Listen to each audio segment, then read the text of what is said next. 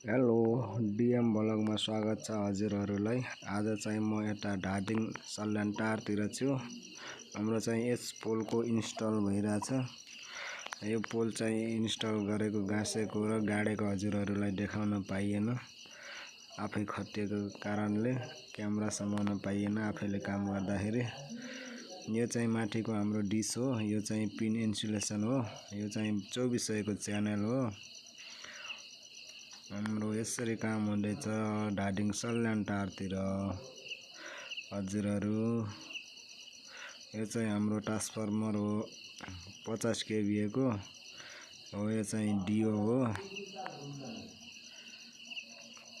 यो चाहिँ एलए हो। एलएलाई नै अर्थिङ गरिसकिएछ हामीले। यो चाहिँ खानेपानीको टंकी हो। यसैको लागि यो ट्रान्सफर्मर राखेको हामीले। उतापट्टिको फिल्टरहरू हुन्, बस्छन् फिल्टरहरू, साथीहरू नि छन्। यसरी काम हुँदैछ हाम्रो चाहिँ सल्यानटार धादिङको सल्यानटार भन्ने ठाउँतिर हो हामी चाहिँ। यसरी काम हुँदैछ हाम्रो।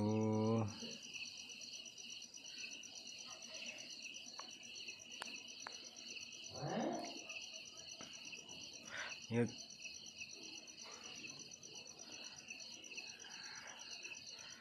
तल साथीले स्टेररको लागि स्टे वायर बनाउँदैछन्।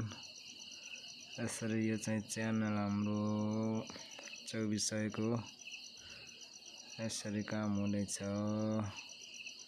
एउटा हातले च्यानल समाएर एउटा हातले मोबाइल समाएर सेफ्टी बेल्ट नि यसरी लगाएर इलेक्ट्रिसियन साथीहरूलाई थाहा हुन्छ के काममा कमजोरी के कष्ट छ कमेन्ट गरिदिनु होला।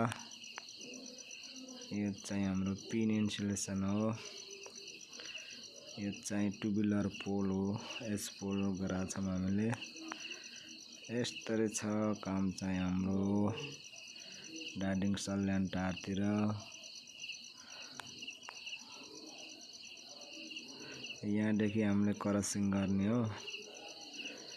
यस्तो छ बाटो छाट्यो, घरहरू छन् मस्त मस्त रमाइलो छ धादिङ सल्यानटार पनि।